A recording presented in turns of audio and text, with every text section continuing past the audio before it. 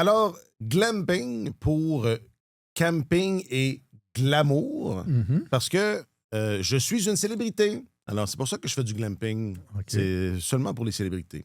Donc, il y avait... Donc, c'était pas parce que tu étais parti camper avec une actrice ou... Non, en famille. Avec un couple d'amis comédiens. Non. Mais je fais cette boutade-là parce que vous le vivez aussi, mais ça arrive vraiment souvent qu'on se fait aborder pour se faire dire que c'est donc bien bon, ce podcast-là. Oui, ceux qui disent que c'est plate, ils nous abordent pas souvent. et que ça reste comme ça. Ouais. C'est parfait comme ça. Mais non, c'est ça. J'en profite pour vous remercier tous et toutes qui êtes là. Quand vous nous le dites en personne, évidemment, ça nous fait plaisir, mais j'imagine qu'il y a aussi des gens qui nous le disent, qu'on ne croise pas, qui nous le disent pas. Puis, merci. Pour vrai, là, c'est une 8e saison. 8 saisons, Martin, peux-tu croire? C'était pas 9? Je m'étais trompé l'an passé. OK. 9, c'est la saison prochaine. Okay. D'ailleurs, on peut l'annoncer, là. On sera de retour. On a les droits. Pour pas cher. On sera là la saison prochaine.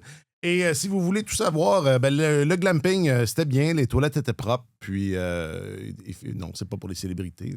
Fait qu'autour du bivouac, est-ce que tu t'es fait beaucoup aborder en disant c'est vous l'animateur de Tellement Hockey? Ben oui, ça m'est arrivé au glamping, oui. Ouais. D'où la boutade.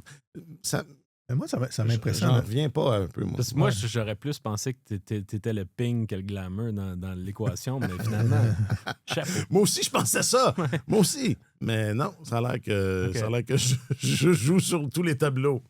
Qu'est-ce que tu allais dire, Martin? Ben, je l'ai dit que moi aussi, ça m'impressionne de voir la portée du balado. Ouais. Moi, je considère que le balado, c'est comme un accessoire. C'est accessoire dans mon travail. Mon mandat premier, c'est d'écrire, etc. Puis je considère ça comme un à côté, mais le pourcentage de lecteurs qui m'écrivent « Je suis un fan de Tellement Hockey, j'écoute toujours votre balado. » C'est impressionnant. Alors, tu devrais peut-être revoir tes priorités, Martin. C'est ça. Je vais commencer à considérer l'écriture comme un à côté et on va faire plus de balado. Il y en a qui font ça. Mm-hmm. Moi, évidemment, c'est toute ma vie. Donc, tu sais, il y a mes enfants, ma blonde, le balado au sommet de la liste. Non, je rigole. Mais c'est ça. Vraiment, merci à vous tous et à vous toutes d'être là à chaque semaine. Puis... Faut pas dire à ta blonde, ça fait 9 ans qu'on est ensemble. Mais non, je m'étais trompé, c'est 8 ans. J'exagère, il y a toujours une année, j'ajoute toujours une année. Voilà, donc, c'est la dernière de la saison. Alors aujourd'hui, le noyau est verrouillé. 2 gardiens, c'est bien. 3, je sais pas. On verra. 3, on verra, c'est bon. Et on emballe cette 8e saison, c'est Tellement Hockey, épisode 531.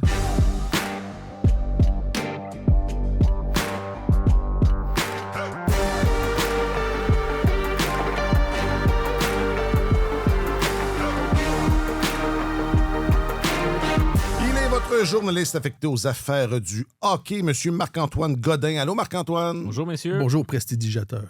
Il est aussi, ouais. Fais-nous donc un petit tour là, pour la dernière de la saison. Sors-nous quelque chose de ton chapeau. De ta manche. À manche courte. De ta manche courte. Il est votre chroniqueur principal au service des sports, M. Martin Leclerc. Allô, Martin. Messieurs, bonjour. Je m'appelle Alexandre Coupal. Bon, de quoi vous voulez parler, là? Moi, je n'étais pas là en début de semaine. Je suis complètement... Il se passe rien, c'est difficile. Il se passe rien. Non, mais là, Martin, vas-y, là, dis-nous que Demidov, là, il a accepté moins d'argent et que c'est pas brillant. Non, ben, écoute, c'est un grand garçon, il est conseillé. C'est vrai que c'est un peu ma marotte. Je suis un peu le vieux chialeux dans notre balado. Mais... la signature de Demidov s'ajoute celle de Suzuki, de Caulfield, de Slavkovski, de Goulet, de Hudson. Ça fait en sorte que le noyau du Canadien est sécurisé pour longtemps. Et comme l'écrivait Marc-Antoine, et pour pas cher. Et pas cher. Ouais. Ben oui. Et écoute, à partir de là, on a tous hâte de voir qu'est-ce qui va arriver avec ça, où ça va mener. J'ai encore écrit hier pour dire que je trouve que le sport professionnel dans une drôle de tournure parce que les joueurs, bien sûr, les joueurs sont compétitifs, ils veulent gagner. Leur but, c'est de gagner des championnats, d'avoir des carrières marquées par un succès sportif puis un succès financier aussi. Mais quand ça arrive à la table des négociations, que les propriétaires veulent imposer un plafond salarial, les joueurs se font dire ça n'a aucun bon sens, un plafond salarial, parce que ça va restreindre votre capacité de monnayer votre talent.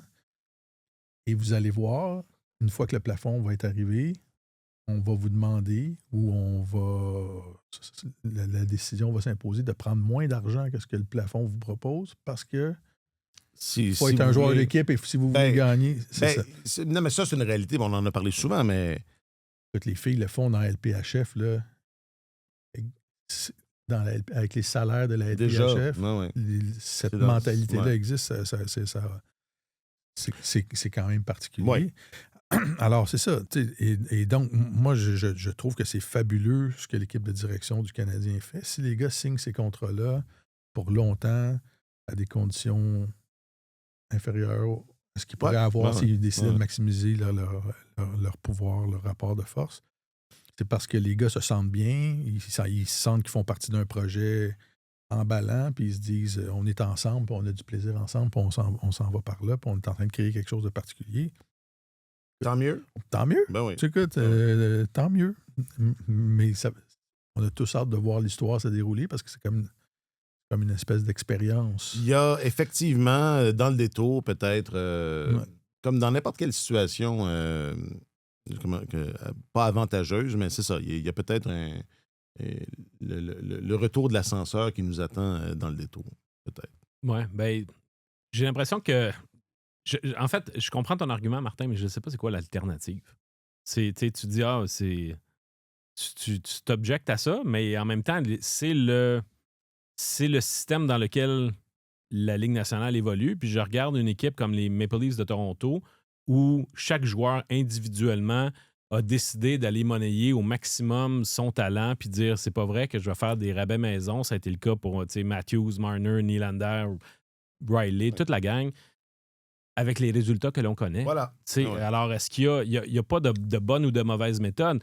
Nick Suzuki, au moment où il a signé son contrat sous l'ancienne administration, c'était pas perçu comme étant un contrat qui était à la faveur de l'équipe. D'ailleurs, c'était un brin audacieux. Je pense que c'est surtout quand... De qui tu parles? Nick Suzuki. Oui.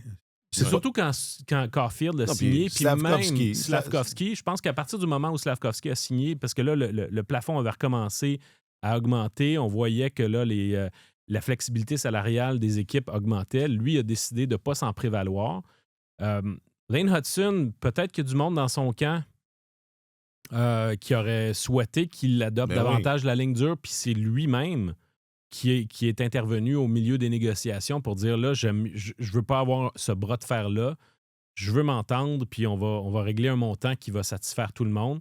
Et on en arrive au point où, étant donné que tout le monde a cette attitude-là, ça devenait une évidence que Demidov allait suivre la parade. Parce que c'était un ou l'autre. C'est soit qu'elle allait suivre la parade ou qu'il allait... Il allait vraiment s'inscrire en faux. C'est exactement. Oui, exact. C'était le dernier ou enfin, c'était le candidat où est-ce qu'on ne savait pas. Puisque c'était pas réglé. Là, non pas qu'il laissait présager ça, mais c'était le dernier candidat à est-ce qu'il embarque dans cette philosophie-là ou non. Il aurait pu dire non, moi, écoutez, je vais être le meilleur joueur de la Ligue dans 2 ans. C'est ça, exact. Mais tu sais, c'est pas la première. Je ne vais pas signer un rabais. Le Canadien n'est pas la première équipe qui réussit à faire ça. Le Lightning de Tampa Bay, à l'époque, avait réussi à faire signer des contrats à Stamkos, à Hedman et Kucherov même 2 fois. Autant son contrat pont que le contrat à long terme qui a suivi, c'est tous les 2 des contrats qui étaient favorables à l'organisation. Et ça, c'est avant qu'ils aient gagné leur Coupe Stanley. C'est sûr que le contexte du Lightning est différent, je comprends ça, mais sauf que ça relève du même esprit de dire on veut maximiser nos chances de gagner. Même Connor McDavid, d'une certaine manière, a fait ça en disant je vais signer à moins long terme à Edmonton.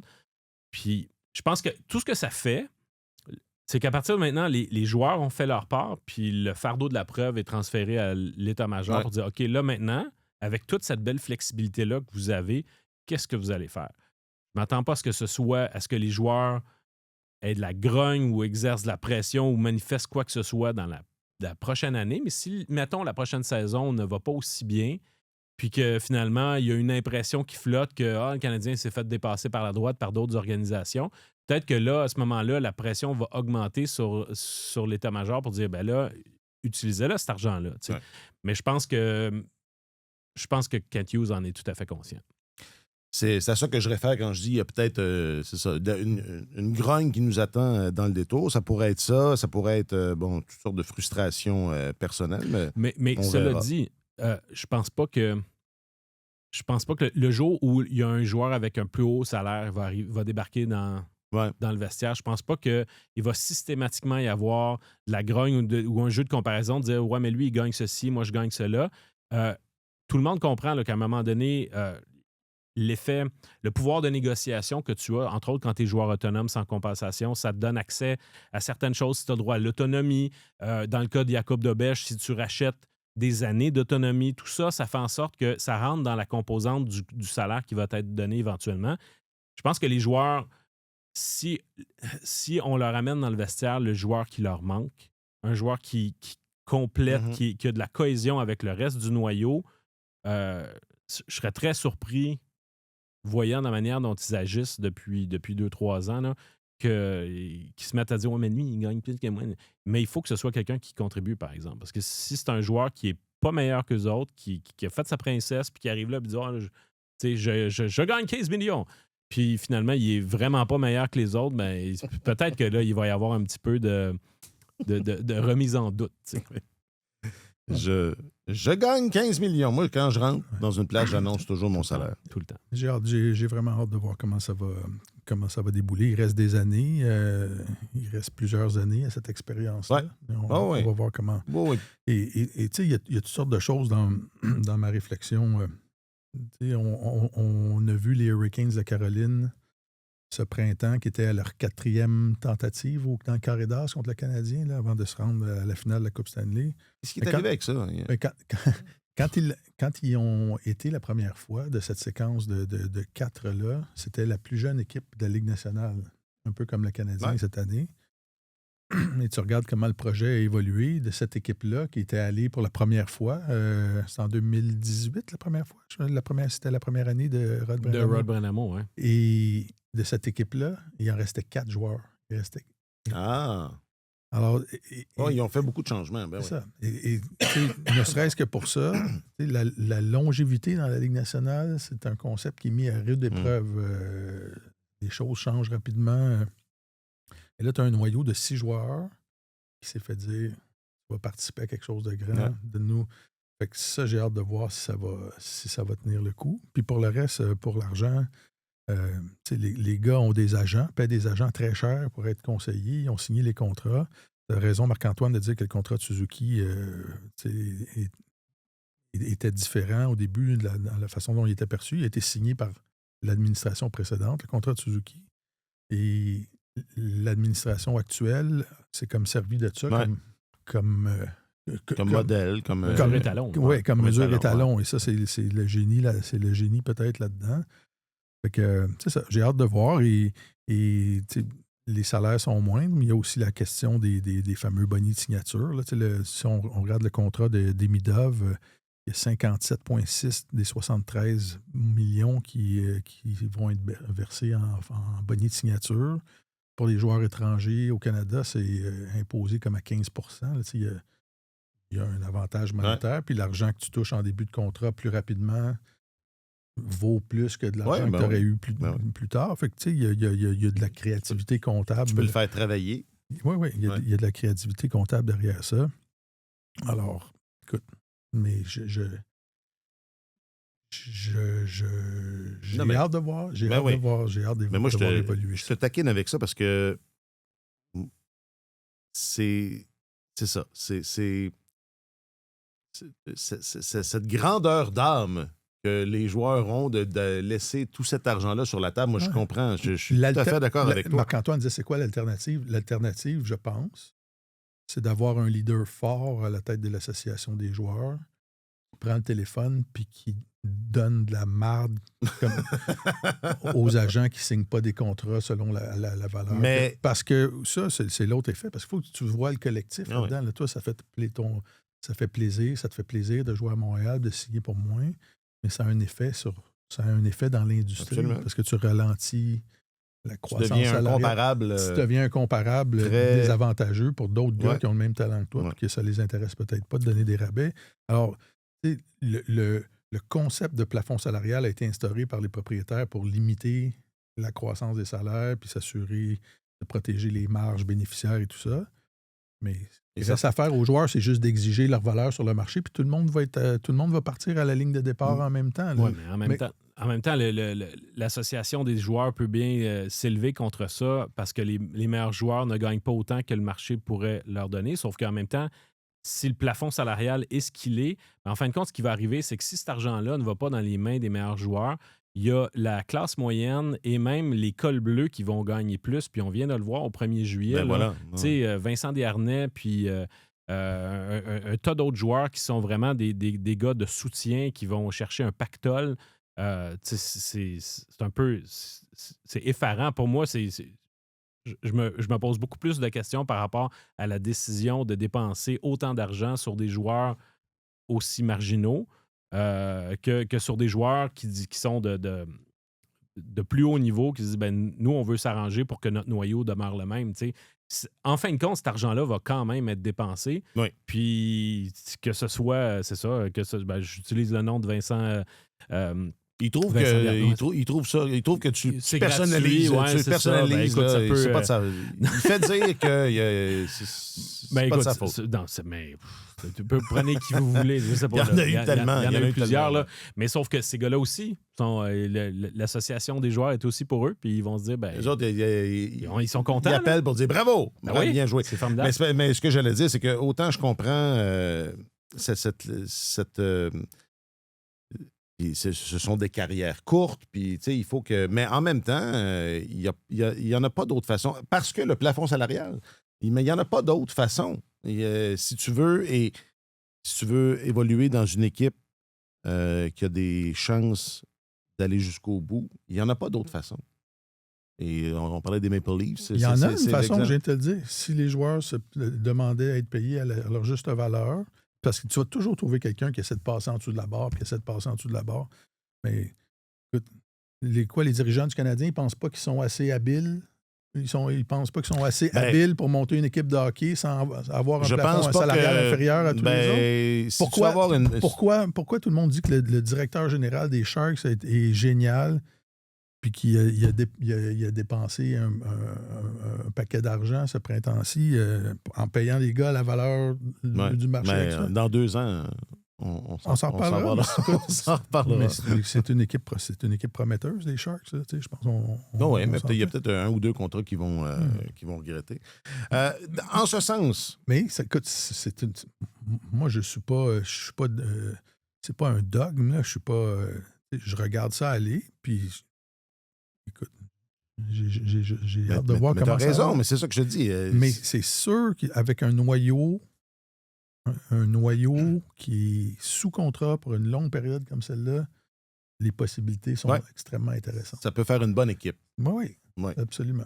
Mais, tu sais, je regarde, cette semaine, il y a Bowen Byron qui a signé 12,5 avec les Blackhawks de Chicago. Tu mets ce contrat-là à côté de celui de Lane Hudson, c'est sûr que Lane Hudson a l'air de se faire avoir. My God, c'est 50% de plus. Byram est allé vraiment chercher le maximum sur ce que le marché peut lui offrir, tandis que l'autre a signé un rabais. Mais en même temps, tu as un joueur qui dit, moi, ma priorité, c'est de gagner, d'être entouré de bons joueurs. Byram, il était à Buffalo. L'équipe émerge du marasme après des années. Ça devient une équipe compétitive qui est à pas grand-chose de pouvoir aspirer à une Coupe Stanley. C'est une très bonne équipe. Mais lui, sa priorité, ça a été de dire « Ouais, mais là, je suis bloqué derrière Rasmus Dahlin, puis je veux un montant X. » Fait que finalement, il était content de se faire échanger à Chicago, où il va pouvoir être une monsieur qui est dans le marasme numéro 1. Il est le défenseur numéro 1.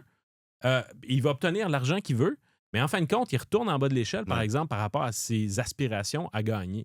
Puis c'était la même chose au Colorado. Il était pris derrière Cale Makar, puis « Ouais, mais là, est-ce que je vais être un défenseur de deuxième duo? » Il a passé 2 équipes compétitives à être un défenseur numéro 3.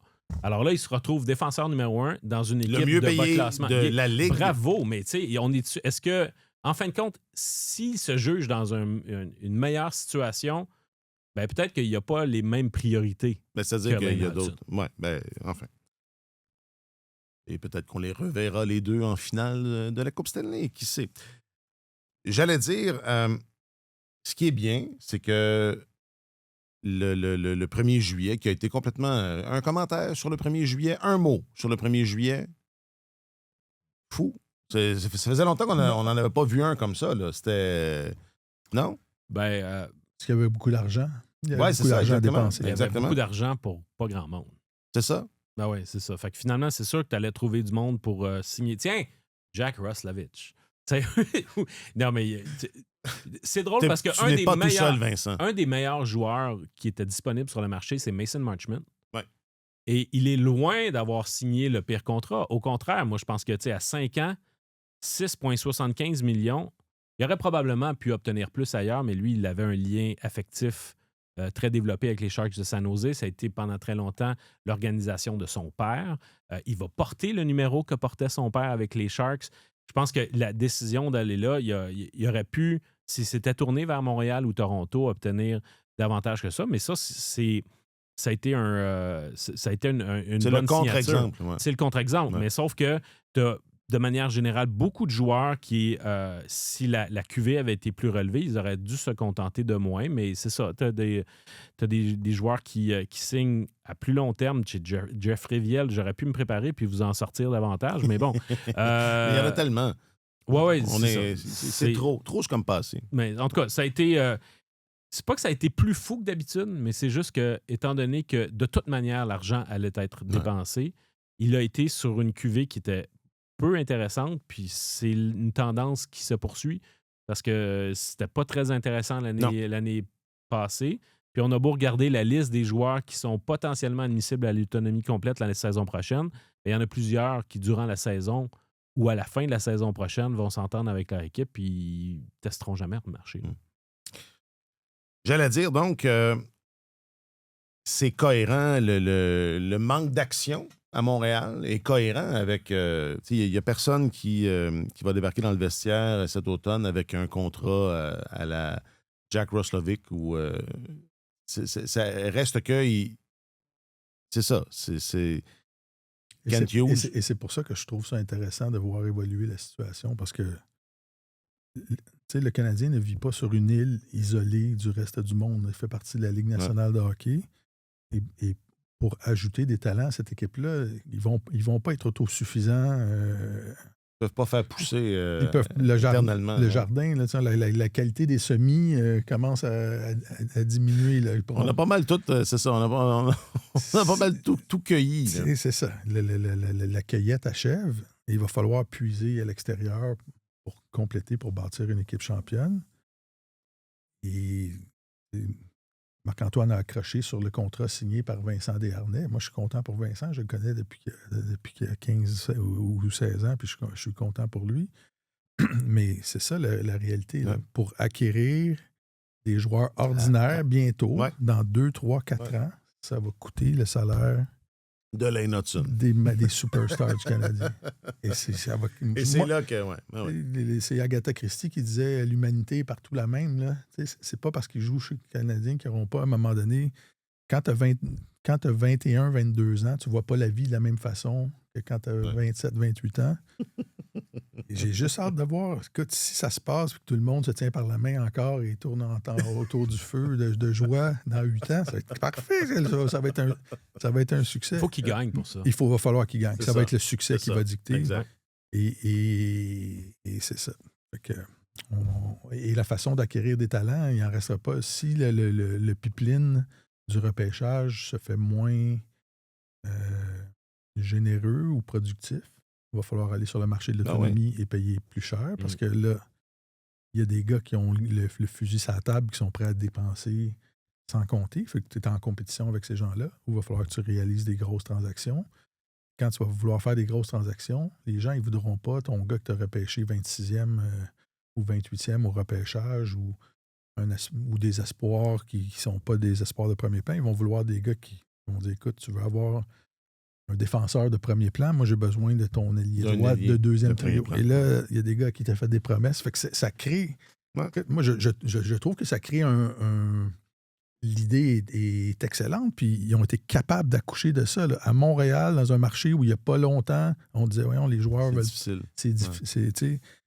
Ils ont été capables d'accomplir ça. Là, la phase 2 du plan, j'ai hâte de voir comment elle va s'exécuter.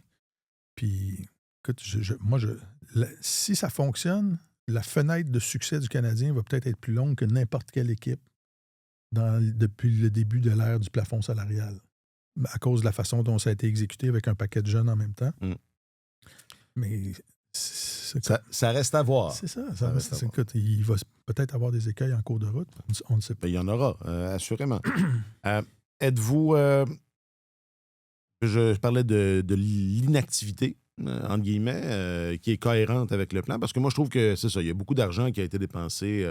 Toi, tu penses que c'était le plan d'être inactif? Non, mais c'est le plan de pas... de dépenser soigneusement et de pas, justement, créer... c'est ça, tu veux pas... Mason Marchment, je pense que c'est une bonne idée, mais s'il avait été... Je sais pas, si le Canadien l'avait signé à 7 millions, c'est le salaire de Cole Caulfield. Déjà là, rapidement, ça devenait bizarre. Alors, moi, je trouve que c'est bien que Kent Hughes, Jeff Gorton fassent, non, c'est ça, nous autres, ça ne marchera pas. Mais ceci explique cela. C'est pour ça qu'il ne s'est rien passé. Il y a l'inactivité. Je ne sais pas si on peut parler d'inaction parce qu'ils ont tenté. L'inactivité, elle est... Je pense que celle sur le marché des joueurs autonomes était plus volontaire.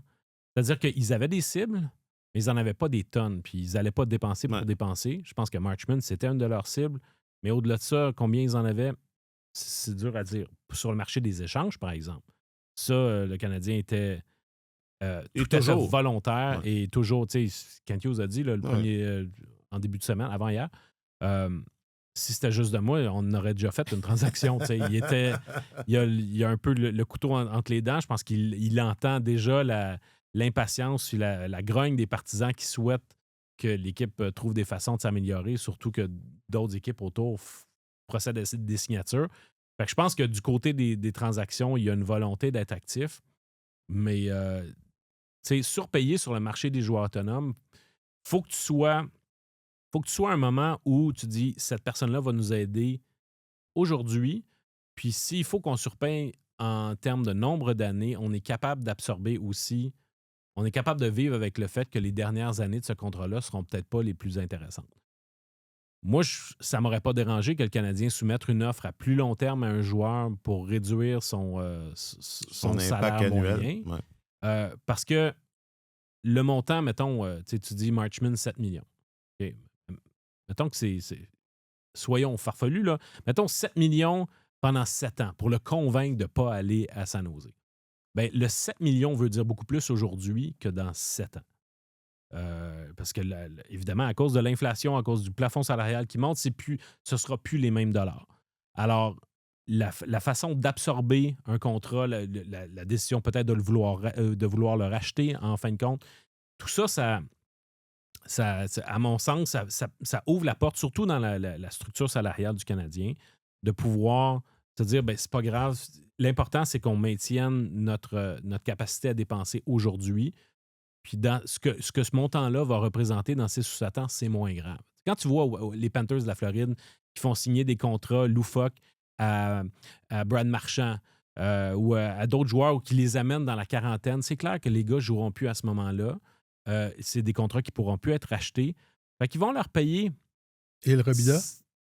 Même pas. Même s'ils prennent leur retraite ou Il Robida, oui, ça peut être ça. Mais même s'ils doivent, même si ces montants-là restent sur la masse salariale, étant donné qu'ils achètent ils achètent un contrat moyen plus bas sur de plus longues années, la valeur annuelle de ce contrat-là, quand le gars va avoir 41 ans, 42 ans, ils vont être capables de l'absorber. L'important, c'est qu'aujourd'hui, le joueur les aide. Ça rentre aujourd'hui avec les montants d'aujourd'hui.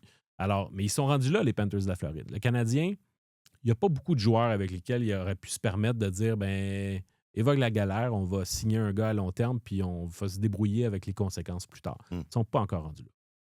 Est-ce qu'il s'est passé quelque chose, que ce soit une signature ou une transaction dans les derniers, mettons, depuis mardi, parce que vous étiez là, vous autres. Vous avez travaillé mardi. On n'était pas en glamping. Non. Est-ce que c'est pas. Mais je dis depuis mardi, mais mettons depuis le repêchage, est-ce qu'il s'est passé quelque chose que vous vous dites ah, ça aurait été bon. Ça aurait été bon pour le Canadien.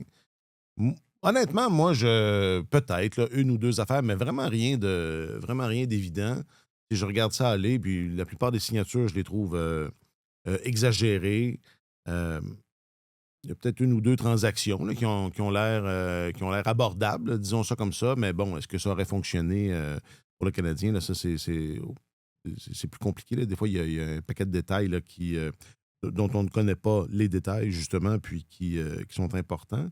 Mais je sais pas, moi, c'est ça. J'ai pas dans l'impression, dans toute cette inactivité-là, où enfin, il se passe rien, pas tant l'impression que, s'il y a des gens qui trouvent que le Canadien est en train de manquer le bateau, je ne sais pas de quel bateau exactement il s'agit. As-tu quelqu'un? Moi, j'ai des gestes en tête. Je ne sais pas si toi, t'en as. Marc-Antoine, il est prêt, il est comme. Vas-y. Il a dit des gestes. J'en ai deux. Le Canadien a besoin, je pense, il manque pas de joueurs de 3e et 4e trio, mais je pense qu'il manque un peu de coffre et de papier sablé sur leur 4e trio. Peut-être qu'à terme, Florian Jacquet va combler ce besoin-là, mais je pense que à l'externe, il y avait des gars qui étaient disponibles. Puis j'ai vu les Golden Knights de Vegas échanger Keegan Colasar en retour d'un choix de 3e ronde en 2029 puis d'un choix de 7e ronde en 2027. C'est un gars qui est signé pour 2 ans à 2,9 millions. Ça, c'est le genre de transaction que j'aurais aimé le voir le Canadien compléter. Parce que il aurait répondu à un besoin. Ça n'aurait pas coûté cher vraiment, là, compte tenu des atouts et des actifs à la disposition du Canadien. Ça, c'est une transaction que je me dis, le Canadien aurait pu faire partie de ça. D'une certaine manière, je trouve que l'acquisition par les Prédateurs de Maverick Bourque et de Ilya Lyubushkin est très intéressante. Ils ont obtenu ces deux joueurs-là en retour d'un choix de 2e ronde puis d'un choix de 3e ronde. Évidemment, ça dépend. Il faut que tu vois Maverick Bourque comme étant un centre de 2e trio parce que c'est certainement pas lui qui vient ajouter de la charpente sur ton top 6. Fait que est-ce qu'à Montréal, il était le profil parfait de ce qui était recherché? Non. Mais mettons de côté les besoins du Canadien, puis juste purement en termes d'échange hockey, puis j'essaie d'améliorer mon équipe. Bourque, c'est une excellente acquisition à ce prix-là. Lyubushkin, c'est un défenseur droitier de 3e duo. À court terme, il va boucher un trou, puis tout ça. Fait que 2e choix et un 3e choix, je trouve que c'est une très bonne affaire pour les Prédateurs. Fait que, en termes de transactions, c'est ces deux-là qui ont retenu mon attention. Martin, est-ce que tu regrettes? Non. Quand tu regardes dans le passé, là, ce que tu dis. J'ai pas de cas. J'ai pas de cas précis en tête. Je pense que le Canadien est encore fixé sur des cas de figure. Quand on parle de transactions, là, sur des jeunes joueurs qui ont fait qui commencent à faire leurs preuves là, et qui sont des valeurs un peu plus sûres puis qui peuvent être avec l'équipe pendant un bon bout de temps. Des Brandon Hagel. Brandon Hagel est un bon cas d'espèce là, que Julien Brisebois a été cherché à Chicago. Matthew Nice, je pense, était en plein ce genre de transactions-là. Je pense que ça va être de plus en plus difficile de faire ces transactions-là parce que tout le monde voit à quel point ces joueurs-là peuvent être précieux et intéressants. Mais j'ai pas de cas de transactions, d'acquisition que j'ai vu passer puis j'ai dit ça aurait été, ouais. Je regardais le marché de l'autonomie puis j'aurais aimé ça voir le Canadien aller chercher un gros défenseur droitier. Je trouve ça anormal que Lane Hutson soit la super vedette de cette équipe-là et qu'il soit souvent obligé de jouer sur son côté opposé. C'est le genre de commandement qu'on ne voit pas dans d'autres. T'as un gars qui a un talent supérieur, qui est en épine dorsale. Il n'y a pas de partenaire. Il est tout seul. Tu le handicapes un peu. Ouais. Fait que c'est ça. Et puis j'ai aimé l'acquisition que le Lightning a faite avec Carlson. Ils ont été chercher ça, ce gros gars-là, physique. Ouais. Bon, les lacunes qu'on identifiait au départ, qu'on avait vues, où on fixait sur deux postes, là, un défenseur droitier capable de jouer, puis un deuxième centre, c'est toujours pas comblé, puis ça va rester. Le Canadien, aussi enthousiaste et jeune et talentueux puisse-t-il être, c'est une équipe qui a encore des postes névralgiques à combler. Et faut pas penser que le succès qui a été obtenu le printemps dernier va se répéter automatiquement avec ce genre de... C'est peut-être plus un accident qu'autre chose. Ça. Ce que j'ai su quelques jours avant le repêchage, c'est que le Canadien était plus préoccupé par s'améliorer à l'attaque qu'en défense. C'est vrai que le côté défenseur droitier nous apparaît problématique, mais aux yeux de la direction, le fait que Hudson joue du côté droit, c'est moins un enjeu.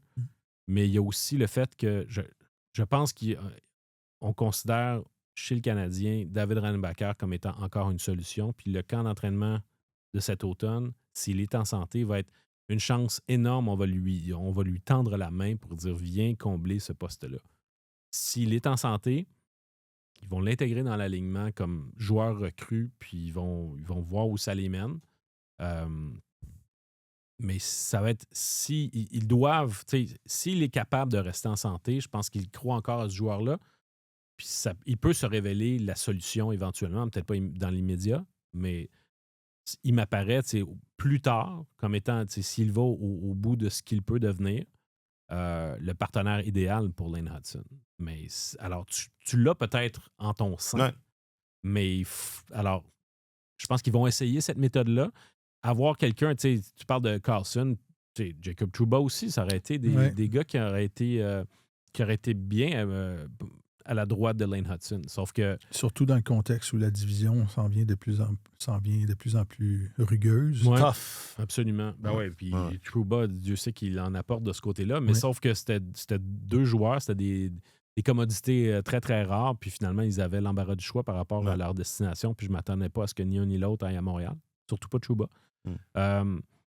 Alors, le problème demeure là, mais je pense que pour l'instant, ils ont au moins une piste de solution avec Reinbacher, puis ils vont voir. T'sais. Ce qui n'est pas le cas avec le deuxième trio. Parce que on parle souvent d'un deuxième centre, mais moi, je pense que c'est plus un joueur de deuxième trio, là, peu importe sa position. Ça, il n'y a pas d'équivalent dans le pipeline. Ben, je pense que Michael Hage a le potentiel d'un joueur de deuxième trio, mais il retourne à l'université. Ouais, mais là, ben, regarde, vidons ça. Est-ce qu'il retourne à l'université? Parce que là. Ouais.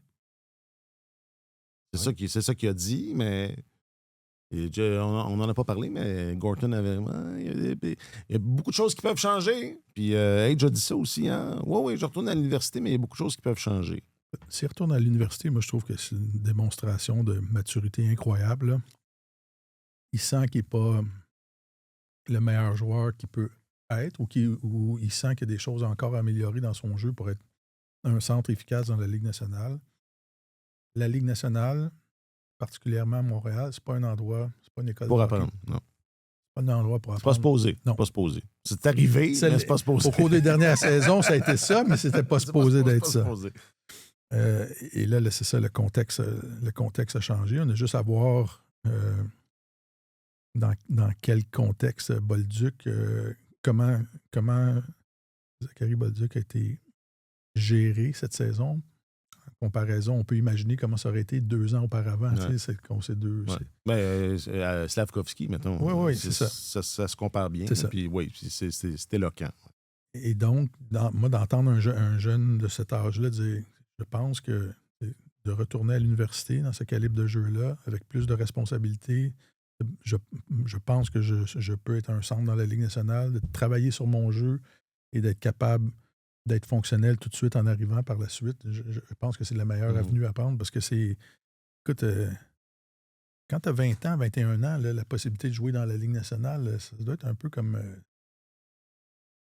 C'est très invitant. C'est difficile à refuser. Tu as le contrat sur la table d'une équipe qui veut t'accueillir et qui dit non, on pense que tu peux jouer pour C'est beaucoup d'argent, mais oui. C'est beaucoup d'argent, puis c'est glamour. Puis, tu peux aller en glamping après. Oui, tu peux aller en glamping pas mal tout l'été. Condition qu'il y ait un gym pas loin. Mais c'est ça. Donc, d'avoir cette réflexion-là, moi, je dis bravo. Tu as raison, absolument. Oui, lui, il veut être joueur de centre. Le Canadien a un besoin au centre, mais personne qui a l'air complètement convaincu au sein de l'administration qu'il est absolument un joueur de centre.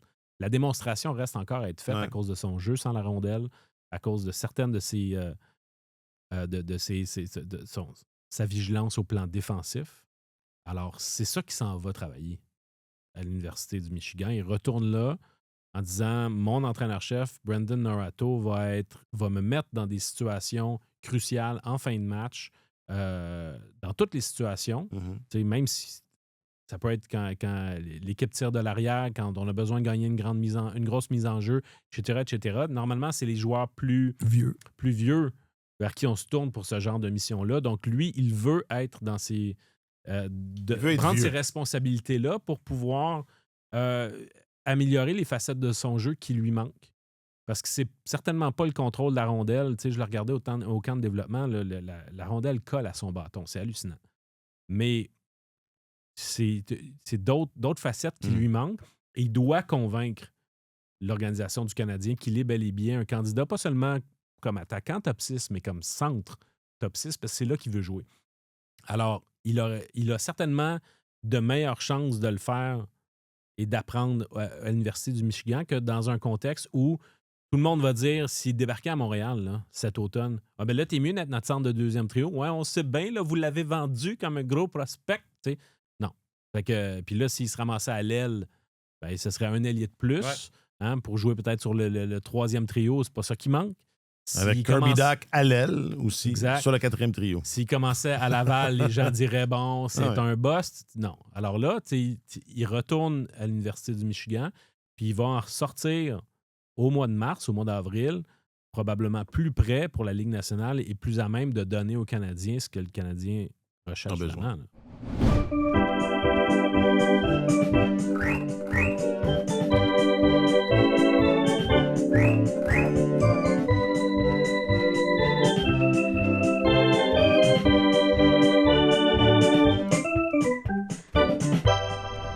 Bon, est-ce qu'on commence la prochaine saison avec 3 gardiens? Allez, hein, ça serait bien. Est-ce que j'ai été surpris? Bon, j'avais pas une fine connaissance là, de la situation contractuelle de Jakub de Bèche. Il reste 1 an. J'ai toujours pas. Il reste 1 an à son entente. Je l'ai toujours pas. Donc, c'est ça. Il reste 1 an de contrat. Je n'avais pas vu ça venir, cette prolongation-là. Somme toute, on a beaucoup parlé là, des joueurs qui laissent un peu d'argent sur la table. Je pense pas que Jakub en a laissé. Je suis curieux de vous entendre là-dessus. J'ai été surpris du timing, surpris du montant aussi. J'ai surpris de tout. J'ai pas été capable de fonctionner du restant de la journée. Je me suis assis puis j'ai... En boule dans ta bouche. En boule. Ouais. J'étais comme... Ben, il en a... S'il a aussi confiance en lui et en ses moyens que je le crois, je pense qu'il doit estimer qu'il en a laissé un petit peu sur la table parce que l'année prochaine, il aurait été admissible à l'arbitrage. Fait que mettons qu'il y a l'année prochaine le genre de saison qui confirme le gardien qui l'a montré en séries éliminatoires. À ce moment-là, il devient un gardien de but qui gagne 8 millions au lieu de 5. OK. Alors, en ce sens-là... C'est une gestion de risque que le Canadien a fait. Exact. Fait que le spectre de l'arbitrage, ajouté au fait que sur un contrat qui commence l'année prochaine, il va durer 3 ans, le Canadien rachète 2 années d'autonomie, ça se paye, ça. C'est, à mon sens, le montant, il va là. Il y a une part de risque du côté du Canadien parce qu'on ne sait pas s'il va bel et bien être le gardien de but numéro 1 pendant longtemps. Si tu fais la liste là, des salaires de gardien, il va arriver grosso modo autour du 20e rang. Donc, un salaire de gardien numéro 1 de seconde catégorie. Je pense que c'est assez raisonnable. 23e rang. Oui.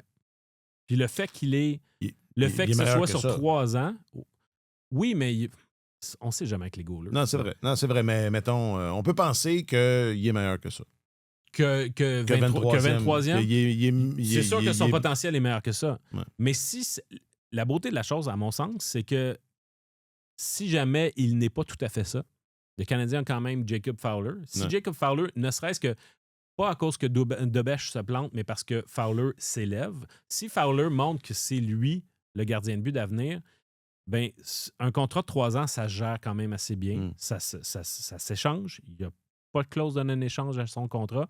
Fait que, tu sais, il y a suffisamment de légèreté, de maniabilité dans ce contrat-là au lieu de s'engager à trop long terme. Mais sauf qu'à la base, le Canadien démontre la confiance envers Dobèche en lui disant, regarde, on va te signer même avant l'heure. Mhm. Mais ils se prémunissent aussi contre le fait que, advenant une bonne saison l'année prochaine, ça lui aurait coûté drôlement plus cher l'année prochaine. Dobèche a été le meilleur gardien de la Ligue nationale dans le dernier droit du calendrier régulier. Je pense que démontrer, hors de tout doute à ses patrons, que c'est une bête de compétition en série. Ouais. Il a été très fort. Là. Il a été vraiment très fort. Moi, je trouve que c'est un contrat gagnant-gagnant. Tu sais, Dobèche, il signe pour 3 ans. Il va avoir quoi, 27-28 ans à la fin de ce contrat-là? Il va être placé pour, si ça a bien été, son contrat de 3 ans, là, il va être placé pour signer un contrat fort juteux pour pour longtemps, un contrat à long terme qui va le rémunérer beaucoup. Ça lui donne, c'est quand même 16 millions de dollars. C'est pas rien. Quand tu regardes d'où ce gars-là est parti. Mhm. Alors, je trouve que c'est un contrat gagnant-gagnant. Pas de bonnie signature pour lui. Non, mais en même temps, Non, c'est correct. Mais Mais ouais. je notais juste que, tu sais, tout...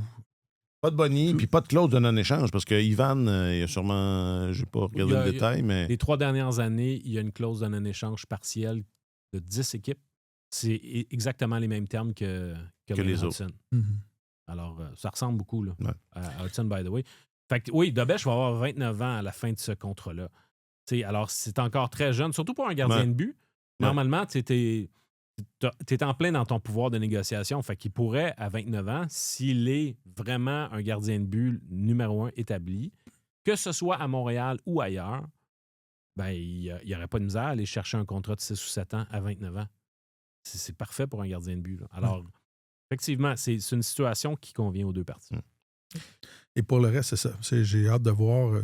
Kent Hughes a été très clair. A dit il y a une chose qui est sûre, c'est que Fowler doit jouer. Il y a 2 façons de faire ça. C'est de partager la tâche moitié-moitié avec Dobèche à Montréal.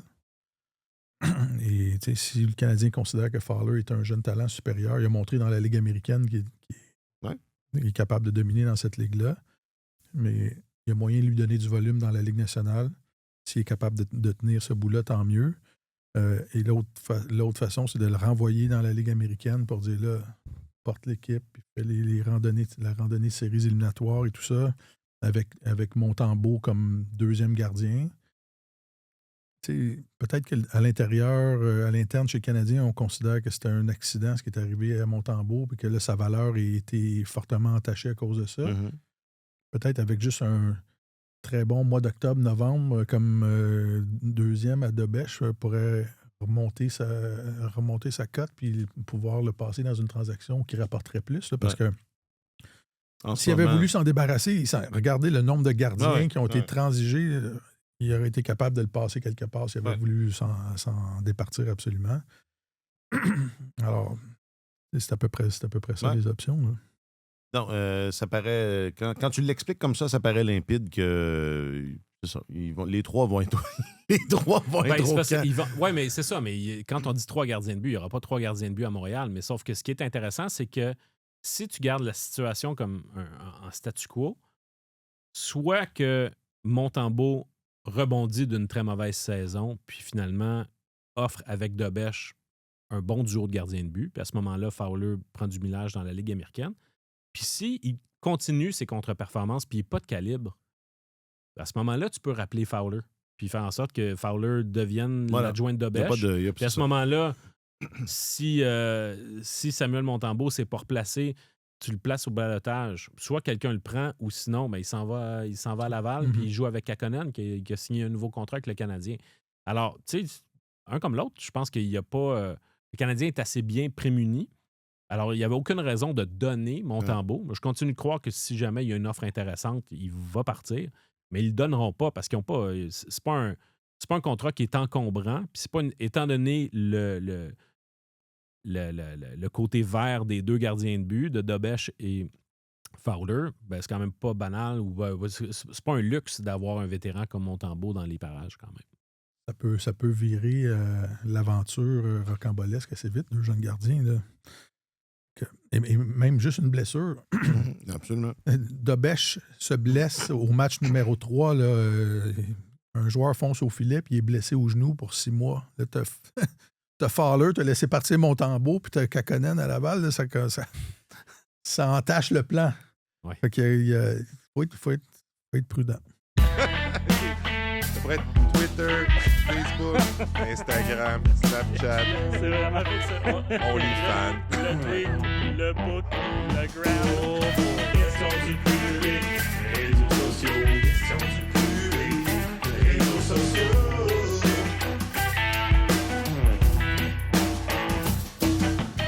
Question du public, réseaux sociaux.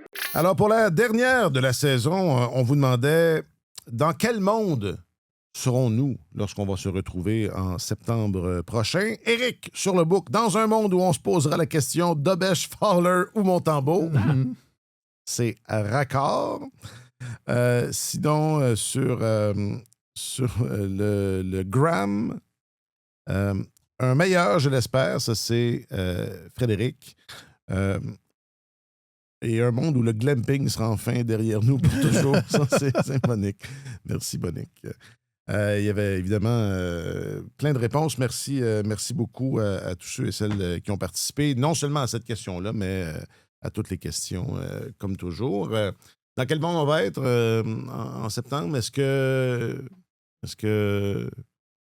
qu'on va nous déranger pendant nos vacances pour faire un épisode réactif? Bonne question. Est-ce qu'il va falloir sortir? Honnêtement, Je t'annonce que je vais être disponible si ça arrive. Bon, ça, c'est déjà, ça, c'est bon. C'est déjà bon. C'est très bon. je ne pense pas. Non? Écoute, je crois que le Canadien va procéder, va faire un changement, va faire peut-être une transaction qui va améliorer son équipe, mais Quelque chose qui justifie gros un balado. coup, là, ouais, ça, j'en doute. On sait toujours pas exactement qu'est-ce qui justifie un balado réactif. On n'a pas C'est Jack qui établi. décide, On n'a pas été- Ah, c'est ça, voilà. C'est pas plus compliqué que Mais ça. si on écoutait juste Jack, on ferait des balados tous les jours. Parce que, tu sais, le soir où le Canadien a repêché Gleb Pugachev, j'ai demandé à Kent Hughes de parler du contexte où finalement il a des jeunes joueurs puis des choix repêchage à monnayer. Mhm. Puis il a dit mais là, tout le monde en veut des jeunes joueurs. C'est pas parce que peu importe où tu es rendu dans ton développement, c'est toujours attrayant un jeune Ouais. joueur. Puis avant hier, il a dit le constat que j'ai fait, c'est Personne en qu'en veut. ce moment, le marché, il y a peu d'équipes qui sont en reconstruction, puis les jeunes joueurs, puis les choix repêchage, c'est pas la monnaie d'échange la plus prisée pour le moment. Alors, la version a changé en l'espace de quelques jours. J'avais posé la question le vendredi dernier parce que c'est un peu le constat auquel j'étais C'était ton arrivé aussi. intuition. Ouais, c'est c'est ça. Mais, tu sais, c'est pour ça, la raison pour laquelle Kent Hughes parle souvent des échanges au mois de novembre, c'est qu'une fois que la saison est entamée puis que tout le monde se dit là, tout va bien aller chez nous. Hein? Et là, il y a des équipes qui prennent des débarques en début de saison. La Thanksgiving approche. Exactement. Puis là, tu dis, le plan, Oh non! ça marche pas comme on le souhaitait. Ben, il y a peut-être des équipes qui vont virer de bord à un moment donné, puis à ce moment-là, ce que le Canadien a à offrir va devenir plus attrayant qu'il l'est à l'heure actuelle. Parce que pour l'instant, à part les Canucks de Vancouver, puis dans une certaine mesure, les Flames de Calgary, il n'y a pas vraiment d'équipes qui disent, nous, on va reconstruire. On pensait tous que les Penguins de Pittsburgh allaient piquer du nez, puis finalement, ils ont connu une saison surprenante. Puis il y a certainement d'autres équipes qui vont faire on va être comme les Penguins de Pittsburgh. Puis on va remonter, puis on va trouver une façon de revenir dans le coup. T'sais. Alors, mais toutes les équipes ne pourront pas faire ça. Alors, probablement que dans le premier tiers de la saison, quand les constats ont été faits à la suite de certains faux départs, le Canadien va trouver des clients, va trouver preneur pour ce qu'il a à vendre probablement mieux qu'il ne peut le faire en ce moment. En ce moment. Ouais. Donc, tu es disponible, Martin, mais on n'aura pas besoin. Écoute, on verra comment ça va tourner, mais tu sais, la fenêtre pour bouger, la fenêtre idéale pour bouger est pas mal passée. Ouais. On verra. Je pense pas qu'on va se refaire un balado cet été, mais je te dis que je vais être disponible quand même. Ben, tu sais, cela dit, Larkin pourrait être échangé. Connor Hellebuck pourrait être échangé. Puis, tu sais, il suffit de 2 gros noms qui changent de camp pour un peu changer la perspective de certaines autres équipes. Fait qu'il y a peut-être un effet domino. Si jamais ces gars-là changent d'adresse, peut-être que ça va créer un changement de contexte dans certaines équipes. Mais si les Red Wings de Détroit et les Jets de Winnipeg décident de faire comme les Blue Jackets de Columbus, qui ont convenu avec Zach Werenski de garder le statu quo, de se calmer le pompon, puis que finalement tout le monde se présente dans leur équipe au camp d'entraînement, ben, tu sais, effectivement, à ce moment-là, il n'y aura pas le contexte d'échange qui se prolonge durant tout l'été. Ce sera peut-être pas là autant, parce que c'est vrai que c'est souvent ces jours-ci que ça transige davantage. Puis bon, la question ultime, si ça reste comme ça, est-ce que le Canadien... est-ce que c'est grave?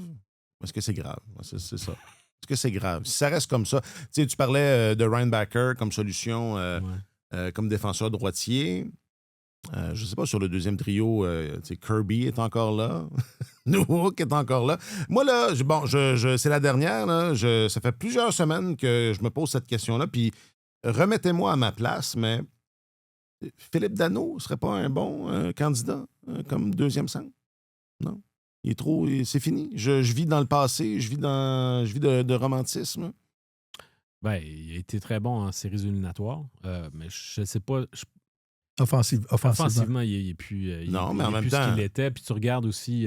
C'était Jake Evans là, qui était là en série. Là. Ouais, offensivement, Philippe Danault est... Jake Evans était là parce que... Plus prometteur. Parce qu'il n'y en avait pas d'autres. Il était là parce que... Non, exactement. Puis c'est un peu ça le point de départ de cette conversation-là. Mais oui. Mais écoute, Oliver Kapanen a carrément manqué de gaz, là, mais il va revenir avec le réservoir rempli en début de saison. Il va aller gazer. Probablement que ça va être une option pour commencer la saison. Là. Je crois. Je pense que ça va jouer entre lui et Newhook. Ouais. Puis, est-ce que c'est grave? Si c'est ça. C'est grave? Ben, parce qu'à côté, sur papier, il y a des équipes tu commences la saison avec 14 millions de libres sous le plafond. Parce qu'il y a une inefficience. Ouais. Puis je comprends, le Canadien n'a pas trouvé ça. Ils disent on va pas dépenser ça pour dépenser. Mais tous les gars, ça fait partie de l'expérience, de la vision de l'expérience globale. Les gars qui ont laissé l'argent sur la table, c'était pour que cet argent-là soit dépensé. Je suis sûr qu'ils vont chercher. À combler. Mais c'est ça. C'est pas comblé. Ça l'est pas. Et je pense pas qu'il y a beaucoup de gens à Montréal qui s'attendaient. Tu sais, si ça reste comme ça, s'attendaient à ce que le Canadien commence avec 12-14 millions sous le plafond salarial. La dernière fois, si je ne m'abuse, que le Canadien s'est retrouvé bien en deçà du plafond salarial, c'était en 2018, après que Marc Bergevin ait laissé partir Andrei Markov puis Alexander Radulov. Là, le Canadien, puis il l'avait dit justement, mais on ne dépensera pas pour dépenser. Mm-hmm. Puis finalement, ce trou-là... Schlemko. C'est ça. Exact. Schlemko, puis... Joe Morrow. Ouais. Un comité. Il y en avait un troisième. Enfin. Le Canadien avait raté les séries cette année-là.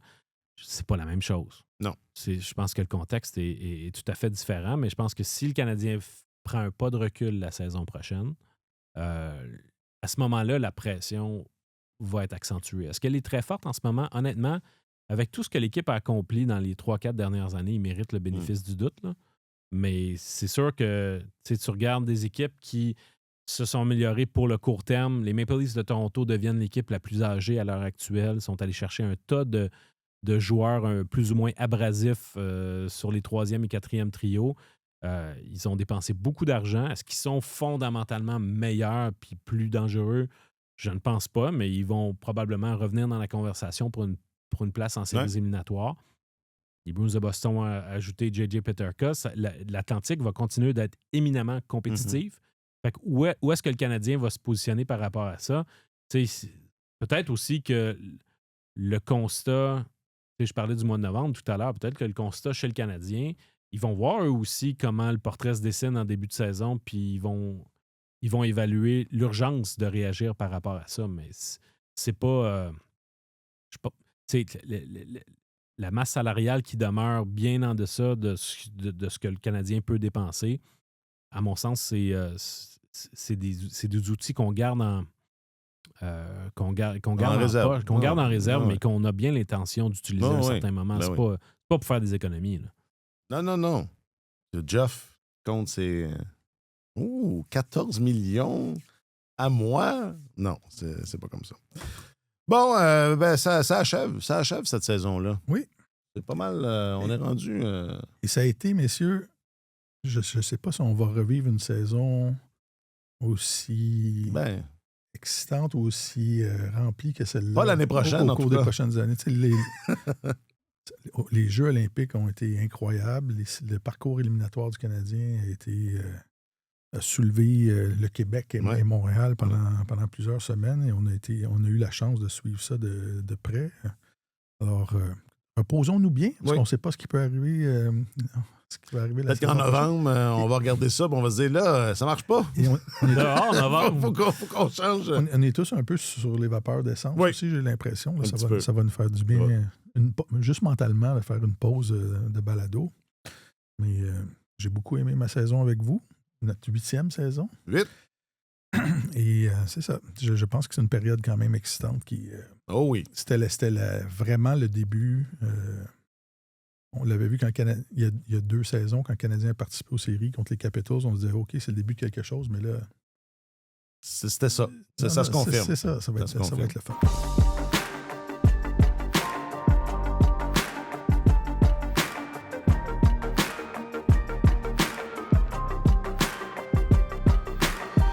Ça y est, c'est dans les cartons. 8 saisons.